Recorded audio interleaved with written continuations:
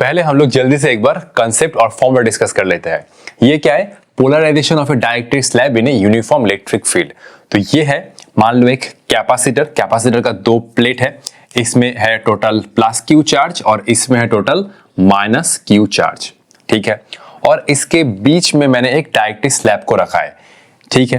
Capacitor के दोनों plate के बीच में इलेक्ट्रिक फील्ड है ई नॉट, जो इस डाइलेक्ट्रिक स्लैब के लिए एक्सटर्नल इलेक्ट्रिक फील्ड की तरह काम कर रहा है। तो ये हुआ एक प्लेट जिसमें है प्लस क्यू चार्ज और एक हुआ इस प्लेट जिसमें है minus Q charge. E not क्या है? Electric field. अब इसके वजह से क्या होता है, डाइलेक्ट्रिक स्लैब में क्या होता है? पोलराइजेशन, मतलब एक फेस पे डेवलप होता है तुम्हारा प्लस चार्ज और एक फेस पे डेवलप होता है माइनस चार्ज। इसको हम लोग क्या कहते हैं? Induce charge.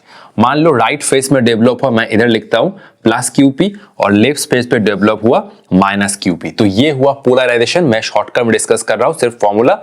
तो ये एक्सटर्नल इलेक्ट्रिक फील्ड की वजह से राइट सरफेस पे डेवलप हुआ प्लस क्यूपी चार्ज और लेफ्ट फेस पे माइनस क्यूपी चार्ज। तो इसके वजह से क्या हुआ, डाइलेक्ट्रिक स्लैब के अंदर एक इंटरनल इलेक्ट्रिक फील्ड क्रिएट हुआ जिसका नाम है ईपी। ईपी क्या है? Electric field due to polarization. Obviously electric field क्या होता है? प्लस टू माइनस, तो ये हुआ ईपी। ईपी डेवलप हुआ, ये वाला जो राइट सरफेस पे पॉजिटिव चार्ज और लेफ्ट फेस पे डेवलप हुआ नेगेटिव चार्ज, इसको हम लोग क्या कहते हैं? Induce charge. प्लस क्यूपी और माइनस क्यूपी क्या है? Induce charge. और इंड्यूस चार्ज के वजह से क्रिएट हुआ इंड्यूस इलेक्ट्रिक फील्ड। तो ईपी क्या है? ईपी है इंड्यूस इलेक्ट्रिक फील्ड जो डाइलेक्ट्रिक स्लैब के अंदर प्रेजेंट है, ठीक। अच्छा, तो अभी नेट इलेक्ट्रिक फील्ड क्या है? देखो बाहर है ई नॉट और ईपी क्या हुआ? Induce electric field. किसके वजह से? पोलराइजेशन की वजह से।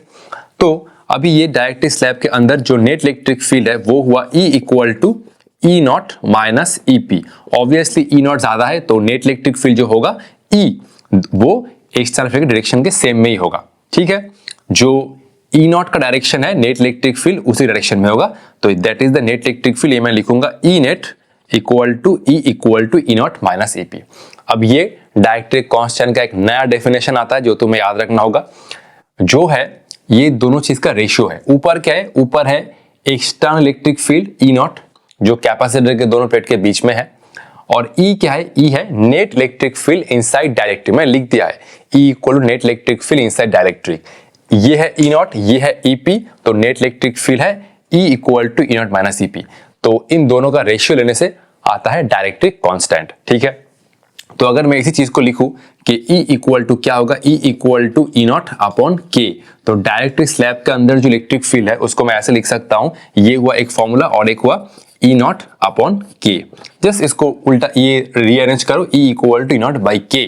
ई नॉट क्या हुआ? एक्सटर्नल फील्ड, उसको तुम डाइलेक्ट्रिक कांस्टेंट से डिवाइड कर दो, तुम्हें मिल जाएगा डाइलेक्ट्रिक स्लैब के अंदर कितना इलेक्ट्रिक फील्ड है। तो ई नॉट अपॉन ई, और ई क्या हुआ? ई नॉट माइनस ईपी, ठीक है। और ये जो surface induce surface charge develop हुआ प्लस क्यूपी और माइनस क्यूपी, इसके बीच में और डाइलेक्ट्रिक कांस्टेंट के बीच में क्या फॉर्मूला है? Q P equal to Q one minus one by K. K क्या है? डाइलेक्ट्रिक कांस्टेंट, और क्यू क्या हुआ?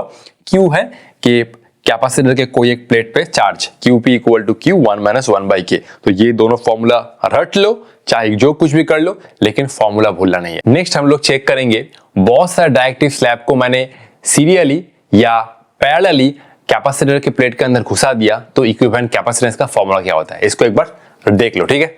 तो अब हम लोग एक बहुत इंपॉर्टेंट रिजल्ट और कांसेप्ट डिस्कस करेंगे।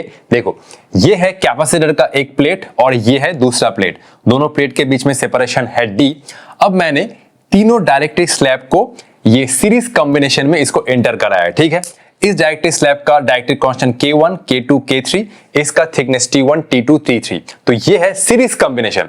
तो ये कॉम्बिनेशन का इक्विवेलेंट कैपेसिटेंस क्या होगा? देखो ये हो जाएगा epsilon not A divide by T1 by K1, T2 by K2, T3 by K3। ऐसे अगर और भी है तो T4 बाई K4।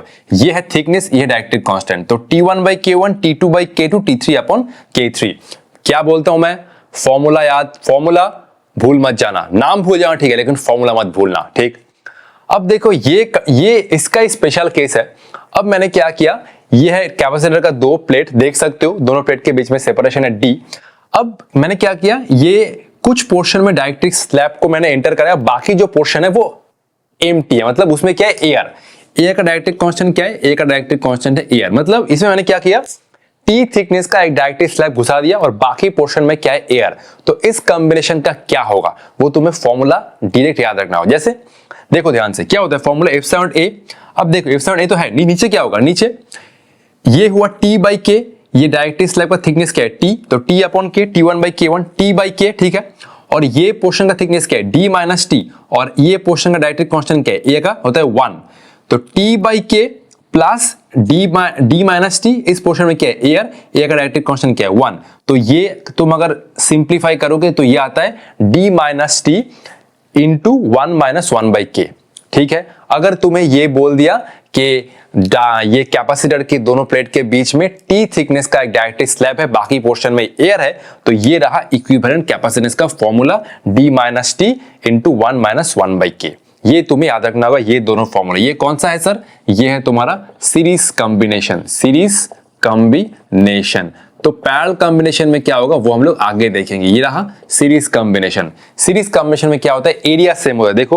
देखो ये एरिया सेम होगा, इसलिए मैंने ए लिया है। इसलिए देखो ये रहा एक कैपेसिटर प्लेट, ये रहा दूसरा, और ये दोनों प्लेट के बीच में डायरेक्ट्रिक स्लैब को मैंने ऐसे घुसा दिया, ठीक है। देखो ऐसे घुसा दिया, ठीक है। ये मैंने इंटर करा, ये है दोनों प्लेट, एक है ये वाला कैपेसिटर, ये है दूसरा और ये है तीसरा, ठीक है। हर एक का जो एरिया है वो सेम है, लेकिन पैरेलल कॉम्बिनेशन में एरिया अलग अलग होता है। सेम भी हो सकता है लेकिन एरिया जनरली डिवाइड होता है, ठीक है। उसको हम लोग आगे देखते हैं, ठीक है। देखो ये है पैरेलल कॉम्बिनेशन। पैरेलल कॉम्बिनेशन में क्या होगा, देखो ये रहा एक कैपेसिटर, ये रहा दूसरा, ये रहा तीसरा और ये रहा चौथा। देखो पैरेलल कॉम्बिनेशन में क्या होगा, हर कैपेसिटर के अक्रॉस पोटेंशियल डिफरेंस सेम होगा। देखो यहां पर क्या हुआ, V, यहां पर V, यहां पर V, यहां पर V, यहां पर 0, यहां पर 0, यहां पर 0, यहां पर 0। तो ये रहा एक कैपेसिटर, ये रहा दूसरा, ये रहा तीसरा और ये रहा चौथा। हर एक के अक्रॉस पोटेंशियल डिफरेंस सेम है। देखो V minus 0, V minus 0, V minus 0, V minus 0। और यही फीचर है पैरेलल कॉम्बिनेशन का। पैरेलल कॉम्बिनेशन क्या होता है, हर एक capacitor across potential difference same होता है। तो ये कॉम्बिनेशन का इक्विवेलेंट कैपेसिटेंस क्या होगा, देखो। और हर दो प्लेट के बीच में पोटेंशियल डिफरेंस, हर दो प्लेट के बीच में जो डिस्टेंस है वो क्या है, D। ये है एक प्लेट, ये है दूसरा और तीसरा। इसमें एरिया डिवाइड होगा। जैसे देखो C, मैं P लिखता हूं, CP, ये हो जाएगा तुम्हारा। पैरेलल कॉम्बिनेशन में क्या होता है, एड अप होता है। पैरेलल कॉम्बिनेशन एड अप होता है, ठीक है। तो ये चार कैपेसिटर, इसको मैं क्या लिखूंगा, C1 plus C2 plus C3 और ये रहा प्लस C4, ठीक है। तो C1 क्या हुआ, K1 F7 इस प्लेट का मान लो एरिया A1, ठीक है। और ये रहा थिकनेस, ये रहा एक प्लेट, ये रहा एक प्लेट, ठीक है। अच्छा उसके बाद ये रहा K2 F7 A2 divide by D। उसके बाद K3 ये रहा, अच्छा ये मैं A3 कर दिया, F7 डिवाइड बाई D। और ये रहा K4 F7 ये रहा A4 डिवाइड बाई D। अब मैं क्या कॉमन ले सकता हूँ, F7 D कॉमन ले सकता हूँ। ये हुआ K1 A1 K2 A2 plus ये हुआ K3 A3 प्लस ये हुआ K4 इंटू A4। मान लो एक्चुअली क्या है, एक्चुअली ये है कि A1 plus A2 plus A3 plus A4, ये है टोटल एरिया A। ये है टोटल एरिया A। अगर मान लो कि चारों प्लेट का इक्वल एरिया है तो क्या होगा, अच्छा ठीक है। अब मान लो if A1 equal to A2 equal to A3 equal to A4 है, ठीक है। तो चारों प्लेट का एरिया अगर सेम हुआ तो ये हो जाएगा टोटल एरिया डिवाइड बाई 4 हो जाएगा। मान लो इसमें 2 है तो दोनों प्लेट का एरिया सेम हो तो A/2, 3 है तीनों प्लेट का एरिया सेम हो तो A/3। इसमें 4 प्लेट है, 4 कैपेसिटर है, चारों प्लेट के कैपेसिटर बीच में ये एरिया इक्वल डिवाइड हो रहा है तो total area divide by 4। 2 capacitor है तो ये हो जाएगा तुम्हारा A1 A2 equal to A/2। 3 capacitor है तो ये हो जाएगा A1 A2 A3 divide by A/3। इसमें 4 है तो चारों के बीच में इक्वली एरिया बढ़ रहा है तो A/4 हो जाएगा। तब क्या होगा, देन क्या होगा, ये हुआ CP, ये हुआ F7 बाई D, ये A1 A2 कॉमन लाओ बाहर तो ये हो जाएगा तुम्हारा A/4 into K1 plus K2 plus K3 plus K4, ठीक है। ये तो हुआ एक फॉर्मूला जब इक्वली एरिया डिस्ट्रीब्यूट नहीं है। अगर इक्वल एरिया डिस्ट्रीब्यूट है तो ये वाला फॉर्मूला काम में आएगा, ठीक है। अब चलते हैं हमारे न्यूमेरिकल की तरफ, ठीक है। कॉपी कर लो, धमाकेदार न्यूमेरिकल डिस्कस करूंगा, ठीक है। तो ये आज का हमारा पहला क्वेश्चन, और पहला क्वेश्चन अगर तुमने सॉल्व कर लिया तो तुम्हारा सपना बस तुम्हारे लिए वेट कर रहा है, जो तुम नीट के लिए प्रिपेयर कर रहे हो, ठीक है। देखो, a parallel plate capacitor of capacitance 90 picofarad picofarad is connected to a battery of EMF 20 volt, ठीक है। अच्छा चलो मैं इसका डायग्राम ड्रॉ कर देता हूं, ठीक है। ये रहा कैपेसिटर, इसको मैंने एक वोल्टेज सोर्स से कनेक्ट किया, ठीक है। इसका कैपेसिटेंस है कितना 90 पिकोफैराड और ये रहा 20 वोल्ट, ठीक। If a dielectric material of dielectric constant K equal to 5/3 is inserted between the plates, magnitude of induced charge, जो हमने सीखा था, एक डाइलेक्ट्रिक स्लैब को अगर हमने ये कैपेसिटर के दोनों प्लेट के बीच में एंटर कराया तो क्या होता है, इंड्यूस्ड चार्ज डेवलप होता है। तो वही इंड्यूस्ड चार्ज का वैल्यू क्या है, ठीक है। 1.2 nano coulomb, 0. Nano coulomb, 2.4 nano coulomb, 0.9 nano coulomb. Video pause करके 10 सेकंड लो और खुद को थोड़ा टाइम दो, ठीक है। तो 1 2 3 4 5 6 7 8 9 10, इसका आंसर है ऑप्शन नंबर ए। तो अगर मैंने ये डाइलेक्ट्रिक स्लैब को इंटर कराया तो ये रहा फॉर्मूला इंड्यूस चार्ज का, QP इक्वल टू Q और ये हुआ 1 माइनस 1/K। इसलिए मैंने वीडियो स्टार्ट होने से पहले एक बार फॉर्मूला डिस्कस कर लिया। तो Q क्या होगा, देखो एक्चुअली Q क्या होगा, नॉर्मली CV होता है, लेकिन जब तुमने ये डाइलेक्ट्रिक स्लैब को, मान लो ये कैपेसिटर, जब तुमने डाइलेक्ट्रिक स्लैब को इंटर कराया ना, तो ये तो अब भी सोर्स से कनेक्टेड है, तो कैपेसिटर के अक्रॉस पोटेंशियल डिफरेंस तो सेम रहेगा, लेकिन जो चार्ज है, ओरिजिनल चार्ज कैपेसिटर के दोनों प्लेट में जो चार्ज है, मान लो इस पे चार्ज था तुम्हारा प्लस Q, इस पे चार्ज था प्लस Q और इस पे तुम्हारा चार्ज था माइनस Q। डायरेक्ट स्लैब को एंटर कराने के बाद ये चार्ज चेंज हो जाएगा, पोटेंशियल डिफरेंस सेम रहेगा, V रहेगा, V जो 20 वोल्ट है वो सेम रहेगा, लेकिन जो दोनों प्लेट पे चार्ज है प्लस Q और माइनस Q है, प्लस Q और माइनस Q चेंज हो जाएगा, चार्ज बढ़ जाएगा, ठीक। तो ये चार्ज क्या हो जाएगा, Q इक्वल टू ये हो जाएगा तुम्हारा K times of initial charge, ठीक है। तो ये हुआ 1 माइनस ऑफ 1/K, ठीक है। तो ये हुआ तुम्हारा, इसको मैं डायरेक्ट लिखता हूं, ठीक है। अच्छा छोड़ दो, K CV होगा 1 minus of 1/K, QP equal to Q 1 minus 1/K। अगर ये हुआ, एक्चुअली मैं लिखूंगा इसमें Q हुआ फाइनल चार्ज, इसमें लिख सकते हो फाइनल चार्ज, ठीक है। तो डायरेक्ट स्लैब एंटर करने के बाद चार्ज जो है वो K टाइम्स बढ़ जाएगा, तो KQI, QI क्या है, QI मैं लिखूंगा CV, सिंपल CV। तो ये देखो चार्ज पहले क्या था CV, डायरेक्ट स्लैब एंटर करने के बाद चार्ज K टाइम्स बढ़ गया, यही कंसेप्ट है। तो K का वैल्यू क्या है, K का वैल्यू है तुम्हारा 5/3। अच्छा मैं इस साइड लिखता हूं, ठीक है, इस साइड लिख रहा हूं। तो ये हुआ QP इक्वल टू 5/3। C का वैल्यू क्या है, C का वैल्यू है 90 पिकोफैराड, इसको मैं अभी इरेज कर रहा हूं, ठीक है। 90 picofarad means 10 to the power of pico, ठीक है। अच्छा V का वैल्यू है 20 और ये हुआ 1 माइनस 1/K।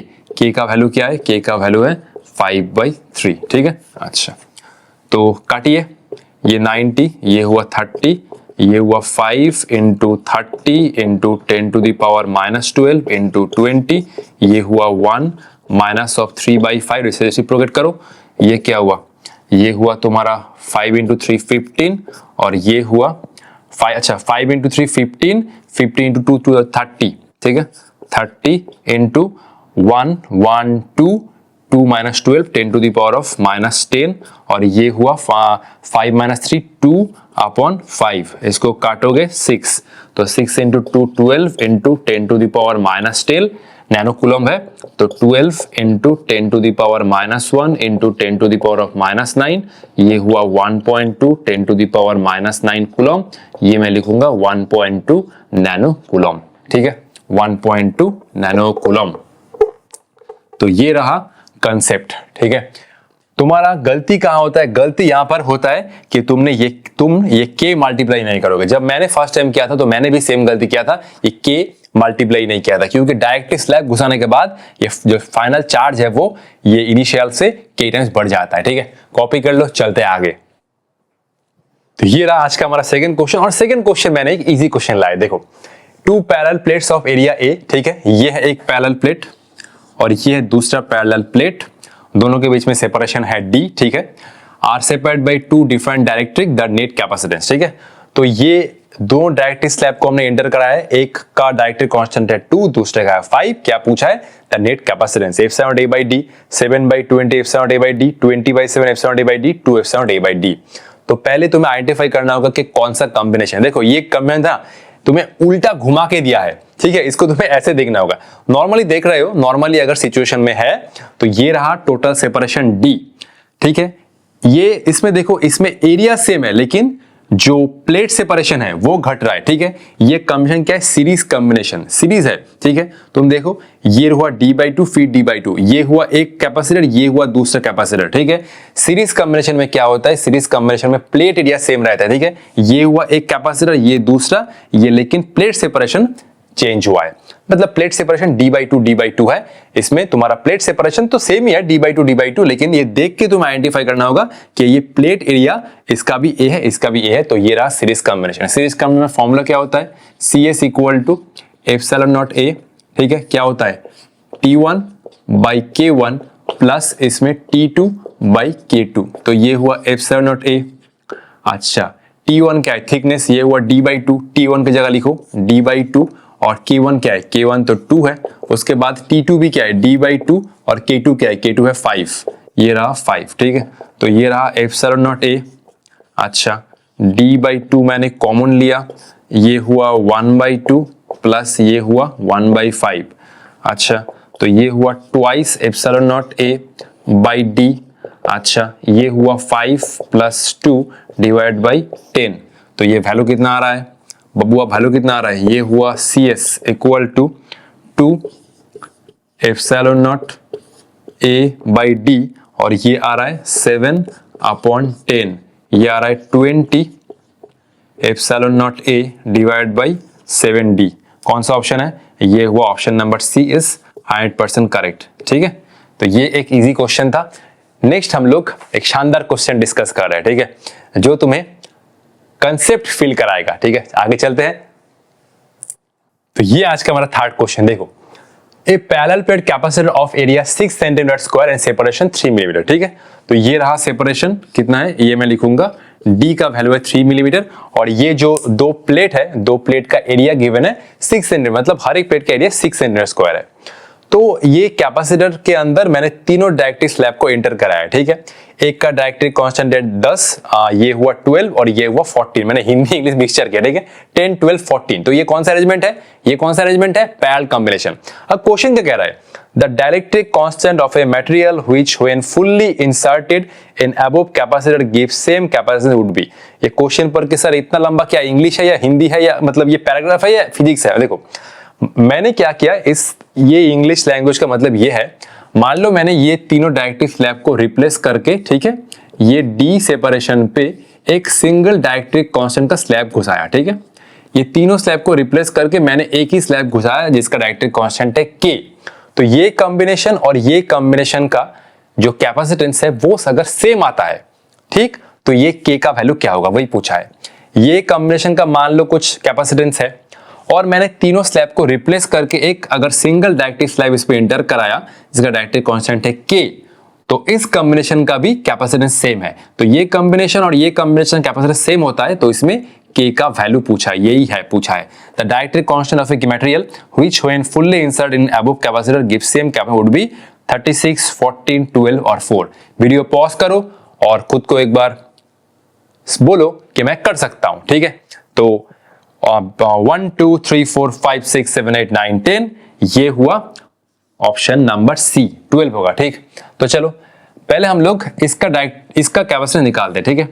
तो ये अच्छा, इसका कैपेसिटेंस क्या होगा, इसका कैपेसिटेंस होगा तुम्हारा C = K ε0A/D, ठीक।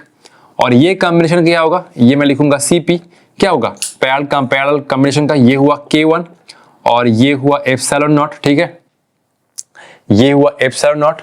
अच्छा, इसमें क्या होगा, इसमें तुम्हारा जो एरिया है ये कौन सा अरेंजमेंट है, पैरेलल कॉम्बिनेशन। देखो ये हुआ एक कैपेसिटर, ये हुआ दूसरा और ये हुआ तीसरा, ये हुआ एक प्लेट, मतलब ये हुआ एक प्लेट, ये हुआ एक प्लेट और ये हुआ दूसरा प्लेट। दोनों प्लेट के बीच में एरिया जो है मतलब सेपरेशन जो है वो तो सेम ही है। ये हुआ एक कैपेसिटर, दूसरा, तीसरा, हर एक कैपेसिटर के दोनों प्लेट के बीच में जो थिकनेस है, मतलब ये सेपरेशन है वो सेम है, लेकिन एरिया इसमें हम लोग मानेंगे ये इक्वली डिस्ट्रीब्यूट हो रहा है। मतलब मैं ये कहना चाहता हूं कि टोटल जो एरिया है A, ठीक है, वो इन तीनों के बीच में इक्वल डिस्ट्रीब्यूट है। मतलब A1 = A2 = A3, ये हो जाएगा तुम्हारा A/3। तो एरिया जो है 6 सेंटीमीटर स्क्वायर वो इक्वली इन तीनों में डिस्ट्रीब्यूट हो रहा है, नहीं तो तुम इस प्रॉब्लम को सॉल्व नहीं कर पाओगे। अगर तुमने इसको इक्वल डिस्ट्रीब्यूट नहीं किया एरिया को तो इसको सॉल्व नहीं कर पाओगे। ठीक, अच्छा ठीक है। तो अच्छा, तो ये हुआ तुम्हारा a/3 और नीचे क्या है सेपरेशन d। ठीक है, उसके बाद K2 एप्सिलॉन नॉट, ये हुआ तुम्हारा a/3 इंटू d। उसके बाद K3 epsilon not a/3 into ये हुआ d।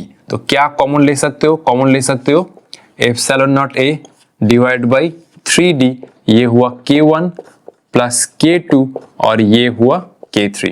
ठीक, अच्छा, तो ये हुआ epsilon not a divide by 3d। K1 का वैल्यू कितना है? 10 प्लस 12 14 कितना हुआ? 22 प्लस 14 कितना हुआ? 36 ना, 36। ये हुआ 22 प्लस 14 तो 36, ये कैंसिल करिए, ये हुआ 12। तो ये हुआ epsilon not a by d into ये कितना हुआ? ये हुआ तुम्हारा 12। बस कुछ नहीं करना है।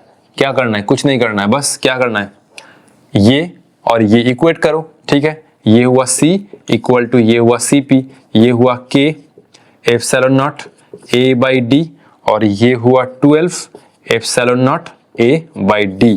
सब कुछ कैंसिल करो, खट खट खट खट कैंसिल हुआ, तो ये हुआ k इक्वल टू 12। ठीक है, ठीक है, तो ये था इसका सॉल्यूशन। इसको तुम जस्ट विद इन 10 सेकेंड इसको उड़ा सकते हो अगर तुमने सही से इसको प्रैक्टिस किया। ठीक है, चलते हैं हमारे क्वेश्चन नंबर 4 पर।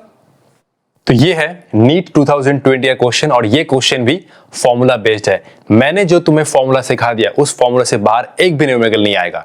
ठीक है, ये मेरा दावा है। A parallel plate capacitor having area A and plate separation D. तो ये अरेंजमेंट ऐसे है। ठीक है, ये है एक प्लेट और ये है दूसरा प्लेट, ये है प्लेट एरिया ए और ये रहा सेपरेशन डी। अब क्या हुआ है, now an insulating slab of same area but thickness d/2। ठीक है, ये हुआ d/2 और ये हुआ डाइलेक्ट्रिक स्लैब जिसका डाइलेक्ट्रिक कांस्टेंट है 4। Now an insulating slab of same area but thickness d/2 is inserted between the plates। तो ये है डाइलेक्ट्रिक स्लैब जिसका डाइलेक्ट्रिक कांस्टेंट है 4 और ये हुआ थिकनेस d/2। बाकी पोर्शन में क्या है सर? बाकी पोर्शन में है एयर। तो एयर जिस पोर्शन में है उसका थिकनेस क्या हुआ? ये भी हुआ d/2।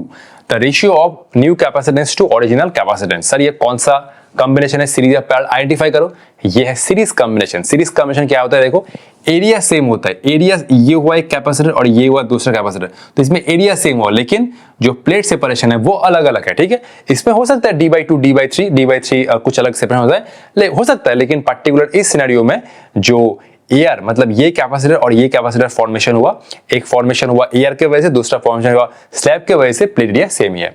तो मैंने सिखाया था अगर एक पोर्शन में एयर है दूसरे पोर्शन में डाइलेक्ट्रिक स्लैब है तो न्यू कैपेसिटेंस क्या हो जाएगा? न्यू कैपेसिटेंस ये हुआ तुम्हारा C न्यू क्या हो जाएगा? ये हुआ epsilon not A divide by क्या बनता है? ये हुआ D माइनस T और ये हुआ 1 माइनस 1/K। तो ये हुआ एप्सिलॉन नॉट A। D क्या है? Total separation. T क्या है? T है वो थिकनेस जिसमें डाइलेक्ट्रिक स्लैब है, तो T क्या होगा? T हो जाएगा तुम्हारा इसमें d/2। ठीक, तो ये हुआ d/2 और 1 माइनस 1/K। K का वैल्यू क्या है? K का वैल्यू है ये हुआ 4। ठीक, अच्छा, ये हुआ एप्सिलॉन नॉट A, ये हुआ D माइनस ऑफ d/2 और ये हुआ 3/4। तो ये हुआ एप्सिलॉन नॉट A, ये मैंने D कॉमन लिया 1 माइनस 3/8। तो एप्सिलॉन नॉट A/D। ध्यान से देखो, जब मैंने डाइलेक्ट्रिक स्लैब को एंटर नहीं कराया था, मतलब ओरिजिनल कैपेसिटेंस मतलब ये मैं लिखूंगा C, ये मैं लिखूंगा इनिशियल, लिख देता हूं इनिशियल। ये क्या था? Epsilon not A/D। Dielectric slab को एंटर करने के बाद तो ये वाला फॉर्मूला हुआ। क्वेश्चन है वही पूछा है, the ratio of new capacitance to original. तो ये रहा इनिशियल। देखो एप्सिलॉन नॉट A/D को क्या लिखूंगा? एप्सिलॉन नॉट A/D को मैं लिखूंगा CI। ठीक है, और ये हुआ तुम्हारा 5/8 और साइड में क्या है? ये हुआ C न्यू।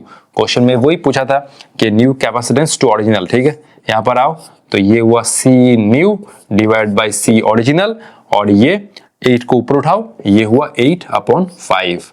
ये टर्म, ये CI को नीचे लेकर आओ, ये रेसिप्रोकेट करो 8/5। तो कौन सा ऑप्शन है? Option number C, option number C। ठीक है, बहुत इजी क्वेश्चन था। लास्ट जो क्वेश्चन मैं लेकर आ रहा हूं वो नीट के प्रीवियस ईयर क्वेश्चन ही है और वो धमाकेदार क्वेश्चन है और मैं हर एक वीडियो में कहता हूं ये वाला क्वेश्चन तुम्हें कुछ सिखाया जाएगा, लेकिन ये क्वेश्चन थोड़ा सा टफ है। ठीक है, कॉपी कर लो, चलते आगे। तो ये रहा आज का हमारा लास्ट क्वेश्चन, और ये क्वेश्चन मैं लिया है नीट 2016 से। क्वेश्चन तुम्हें कुछ सिखा के जाएगा और क्वेश्चन में तुम्हें कंसेप्ट देखने को मिलेगा। देखो, अगर ये क्वेश्चन तुमने सॉल्व कर लिया ना, तो तुम नीट के लिए 100% एलिजिबल कैंडिडेट हो, ये मेरा दावा है। और तुम खुद भी महसूस कर सकते हो अगर तुमने ये खुद से क्वेश्चन सॉल्व कर लिया तो। ठीक है, देखो, parallel plate capacitor of area A separation D, ठीक है, ये है total area A, separation D है, इज फील्ड विथ 4 डायरेक्ट्रिक्स। ठीक है, देखो, तो ये है K1, K2, K3 और ये है K4। ठीक है, अच्छा, ये कॉम्बिनेशन का एरिया A/3, इसका A/3, इसका A/3 और ये है D/2, D/2।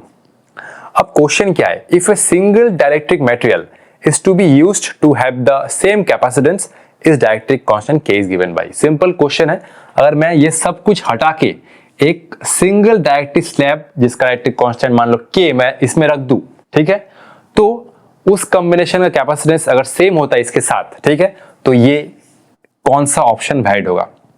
मानो मैंने ये सब कुछ हटा के एक सिंगल डायरेक्ट्रिक स्लैब रख दिया जिसका डायरेक्ट्रिक कांस्टेंट है K, तो इस कॉम्बिनेशन का और उस कॉम्बिनेशन का कैपेसिटेंस अगर सेम हुआ तो कौन सा ऑप्शन करेक्ट है। खुद को एक बार ट्राई करो और देखो कौन सा ऑप्शन करेक्ट होता है। ठीक है, वीडियो पॉज करो, 1 2 3 4 5 6 7 8 9 10, ये ऑप्शन है, option number A is correct. तो जब मैं सॉल्यूशन डिस्कस करूंगा, मुझे पूरा बोर्ड इरेज करना है, एक बार डायग्राम तो ड्रॉ कर, डायग्राम तो मैं ड्रॉ कर लूंगा ही। पहले तुम्हें आइडेंटिफाई करना होगा कि ये कौन सा कॉम्बिनेशन। देखो, ये जो 3 कॉम्बिनेशन है, मतलब K1, K2 और K3 का, ये कौन सा कॉम्बिनेशन है, ये है पैरेलल कॉम्बिनेशन। ठीक, ये है पैरेलल कॉम्बिनेशन। उसके बाद जो K4 है वो है सीरीज कॉम्बिनेशन। अगर तुमने यही अप्रोच यूज किया तो ही ऑप्शन मैच करेगा, वरना ऑप्शन ही मैच नहीं करेगा। तो ये K1, K2 और K3 क्या कौन सा कॉम्बिनेशन में पैरेलल कॉम्बिनेशन, उसके साथ K1, K2, K3 आएगा, मान लो CP है, CP, इन तीनों का इक्विवेलेंट कैपेसिटेंस है CP, CP के साथ K4 क्या है, सीरीज कॉम्बिनेशन में है। ठीक है, तो एक बार इसको ड्रॉ कर लो ये कॉम्बिनेशन को, फिर मैं आगे जा रहा हूं। ठीक है, तो ये क्वेश्चन करने के लिए तुम्हें पेन चलाना होगा, ये क्वेश्चन में तुम माइंड में सॉल्व नहीं कर सकते। ठीक, अच्छा, तो ये था हमारा डायरेक्ट्रिक स्लैब ना। ठीक है, इसको मैं जल्दी से ड्रॉ कर लेता हूं। ये हुआ तुम्हारा D/2 और ये हुआ तुम्हारा D/2, इसमें है K4 और इसमें है K2, इसमें है K1 और इसमें है K3। ठीक, अच्छा, तो ये है दोनों टर्मिनल, इस प्लेट का एरिया A/3, इसका भी A/3 और इसका भी A/3।